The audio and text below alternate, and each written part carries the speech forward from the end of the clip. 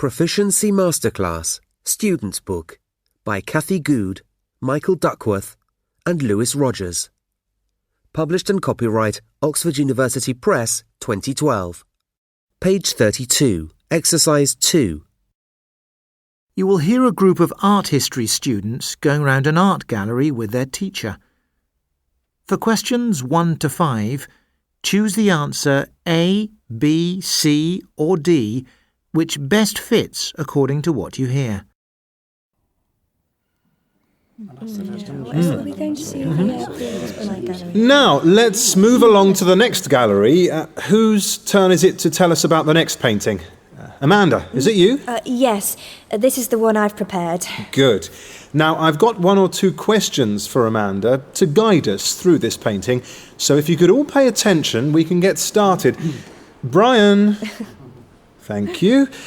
Now, as you can see, it's a Pre-Raphaelite painting. So we're talking 1880, 1890. And what can you tell us about this, and other Pre-Raphaelite paintings for that matter, compared to what came before? Well, there was very definitely a reaction against some of the earlier concerns. For example, the Pre-Raphaelites didn't believe in the idea that it was important to be true to nature or realistic. This is a good example. It's by the painter Burne-Jones, completed in 1884, and it shows a lot about his philosophy of painting. OK, and what was it exactly? Well, in his own words... Is it okay if I use my notes? Yes, of course.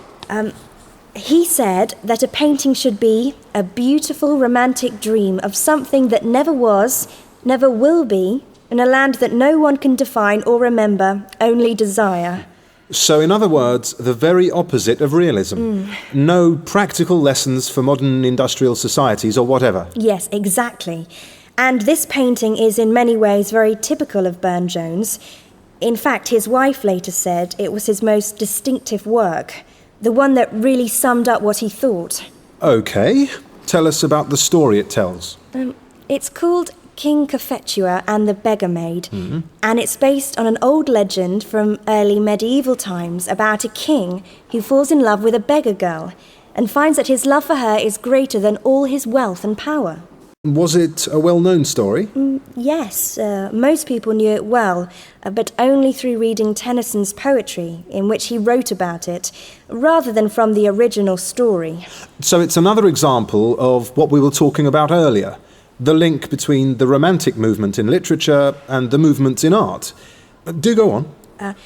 In the painting, the artist imagines the king sitting at the girl's feet, gazing at her in adoration. Burne-Jones said he was determined that the king should look like a king and the beggar should look like a queen.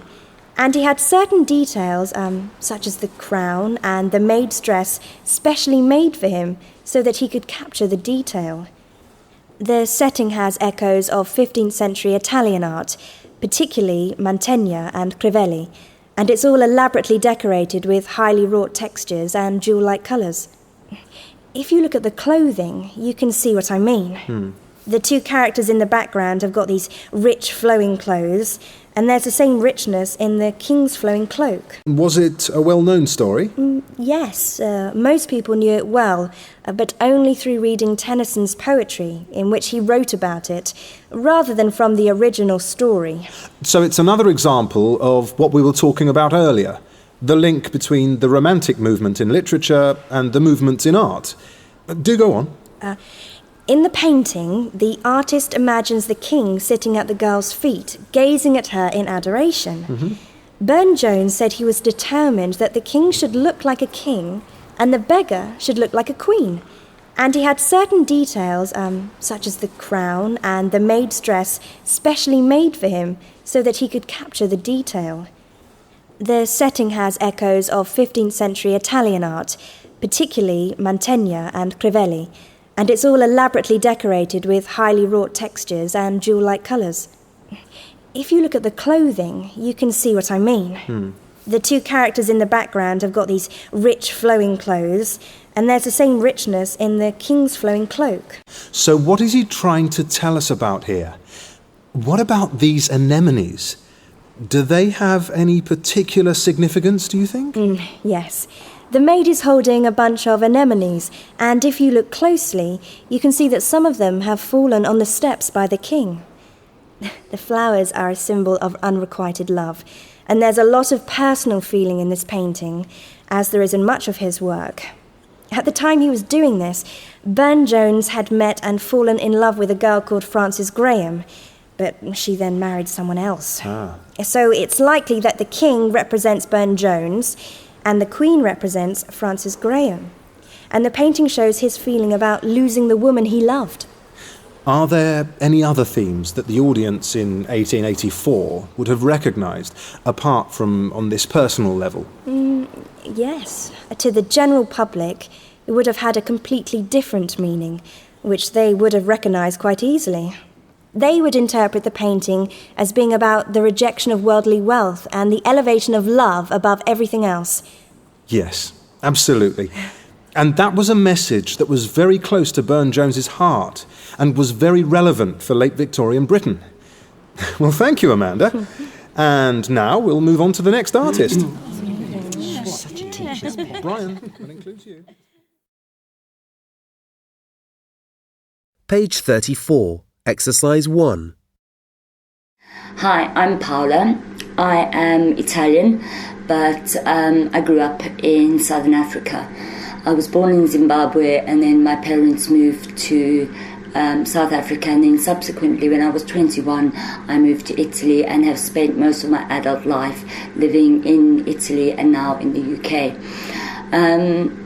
I've got a very strange relationship with my accent because I think that I speak proper English and I sound like an Englishman, but as soon as I open my mouth, people immediately ask me the question, where are you from? Which always throws me a bit because I really don't know how to answer that question. Growing up in South Africa, I was always referred to as the Italian stallion. Probably because my parents were Italian and because my name is Italian. As soon as I moved to Italy when I was 21 and they heard me open my mouth and speak Italian with an English accent, they used to call me the English girl because Italians really don't distinguish between English or British English or American English or English from any other of English-speaking world countries. So I was always the English girl. And then about 7 years ago, I came to the UK and I thought I'd fit in perfectly because I grew up in a British colony and I thought I was, had some kind of affinity with England. And as soon as I opened my mouth, once again, people said to me, where are you from? And I would say, I'm Italian. And they would say, oh, so then why do you speak with a South African accent? And that really upsets me because my cultural identity and my upbringing, my heritage is Italian, and I feel that because I lived for a protracted period of time in Southern Africa, that I have somehow got an accent that doesn't fit my personality or who I think I am. I didn't really think about my accent until I left Australia and came to England, and it was strange. I suppose probably the reaction it got from people was people assumed that I was very laid back, very sort of easygoing kind of guy, which was great in terms of meeting friends. People want to sort of go for a drink and thought I'd be a good laugh. In terms of getting jobs and things, though, it could be a bit of a disadvantage, I suppose, because people thought that, maybe I wouldn't take it seriously or that, maybe just a bit too laid back for their work, I suppose. The oddest thing, though, I think, was that the English seemed to have an assumption that because I had an Australian accent, I must be really good at sport. And particularly cricket, which is a very strange thing. There was one guy who actually literally asked me to be in his team purely because of the way that I spoke. Now, I am absolutely terrible at cricket. So anyway, I turned up, played the game. It was a complete disaster. I was out for a duck. And, he didn't ask me back, so that was that. But it's been good overall. I think, it comes across well, I think. I've moved so many times, I sort of hardly know what my accent is now.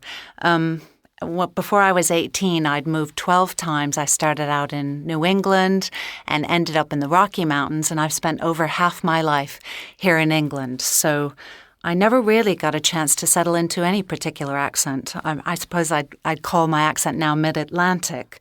But what's happened to me is that I've ended up not really being from anywhere. So when I go to the States, they think I'm Irish for some reason. And when I am here, obviously they know I'm from America, but they sort of don't notice. So I can fit in or not fit in depending on the circumstances. But I'm somewhere in the middle of the ocean. And I suppose I'm happy to be there, but I have to know who I am in myself because people don't really recognize me as being from anywhere. Well, I guess when I first arrived in this country many, many years ago, people simply couldn't understand a word I was saying. It was, I had a very thick accent at the time, and I think I've mellowed over the years, but when I started out, people would look at me very strange. They'd look at me to the side of their eye, and with a strange kind of, screwed up mouth and look at me. But they were too embarrassed to say, what was that? They just look at you strange. And then I have to repeat myself. But now, these days, it's got much more, it's fine now. I think people can understand there are many people, more people with my accent. And I remember sometimes young kids used to, play around with my accent when they heard it in the street and sort of do strange movements and, make fun of me in the street. But I just ignored it and carried on. Page 40, Exercise 3. Student A. Well, in terms of technology, there's no doubt that learning a language is much easier than it used to be. As far as today's students are concerned, it's a completely different experience from what it was in our day. If you take, for example, visual aids, there was nothing like that around years ago. And when it comes to facilities like interactive computer courses, well, they all make the actual learning a far more realistic experience. Student B. Well, let me see. I would say that modern technology has had, I suppose you could say, an enormous effect on how we communicate with each other. I mean, it's changed the way we arrange our social lives. We don't even telephone each other now when we want to, well, how can I put it, meet up socially. We just send, things like text messages and emails. So things are very different from what they used to be. Page 41, Exercise 5. Well, Dunbar's number is the limit on the number of personal relationships you can have. That's, say, people you can have a relationship of kind of trust and reciprocity and one that has history. And that number is about 150, give or take a few. The reason we have that limit is that it's a consequence essentially of the size of brain we have. If you like to think of it in terms of a juggler juggling balls in the air, the number of people you can keep going in your mind at any one time is limited really by the size of your brain, and particularly the front part of your brain. In a way, what this raises is the whole question of what a relationship is, because obviously people on Facebook claim they have 400, 500, 1,000 friends. The answer is no, they don't. They all seem to have 150 friends, and the rest are acquaintances. And the difference between acquaintances and friends is friends you have these very deeply personalised relationships with. We don't really know what it is that allows us to have those deep personalised relationships, but it's clearly a very emotional component. So in a sense, it's the right side of the brain stuff. So if you think of language being mostly on the left side, emotion is being done on the right side, and the two don't always connect up terribly well. So we find it very difficult to express the nature of emotions, the nature of relationship in language because of that problem. And this is perhaps where the whole issue of poetry and poets comes back into play, because poets seem to have that ability somehow to express those emotional thoughts we have that the rest of us can't express. So they can sort of put it into words and we look at it and we go, yeah, that's exactly what I meant. Page 44, Exercise 3. You will hear 5 short extracts in which people are talking about problematic relationships they have had with people at work. Look at Task 1. For questions 1 to 5, choose from the list A to H what each speaker says caused the problems. Now look at Task 2. For questions 6 to 10, choose from the list A to H what step each speaker took to solve the problems. While you listen, you must complete both tasks. Speaker 1. You'll probably think me a bit naive, but at the interviews, I was totally convinced that my new boss and I would get along like a house on fire. It was only when I'd been there just over a week that I realised how mistaken I was. She and I were just chalk and cheese, and I knew things would never be any different. I thought it would be a wise move to try and stick it out for a reasonable amount of time. You've got to think about what it looks like on your CV, haven't you? But in the end, I decided not to make a big thing of it, just cut my losses and head off elsewhere. Speaker 2. The office is great.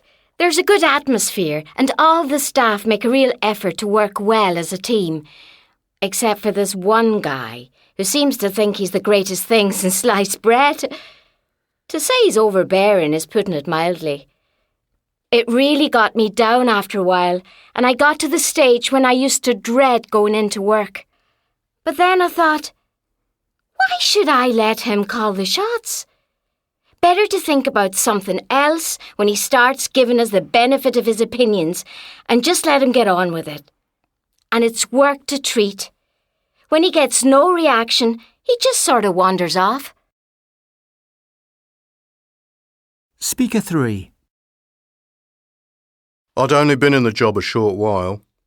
It's a really busy office environment and nobody seemed to have much time to show me the ropes, so I suppose making some kind of slip-up was inevitable. But what upset me was the way my line manager dealt with the mistake I'd made. Instead of being supportive, all she did was lash out at me for not having taken the time and trouble to find out exactly what I should have done. I was pretty fed up, I can tell you. So much so that I decided to take it to the powers that be and make my grievances official. Speaker 4. Everyone said my colleague and I were like 2 peas in a pod. We agreed on pretty much everything, and things were going brilliantly. We had a really successful working relationship. That is, until we both decided to apply for the same promotion. I thought we could both handle it, but almost immediately I noticed a change in her attitude. A kind of professional rivalry, you might call it. The atmosphere between us got so bad that I knew I only had one course of action left to me. I decided my mental well-being was far more important than getting involved in psychological warfare, so I withdrew my application. Speaker 5.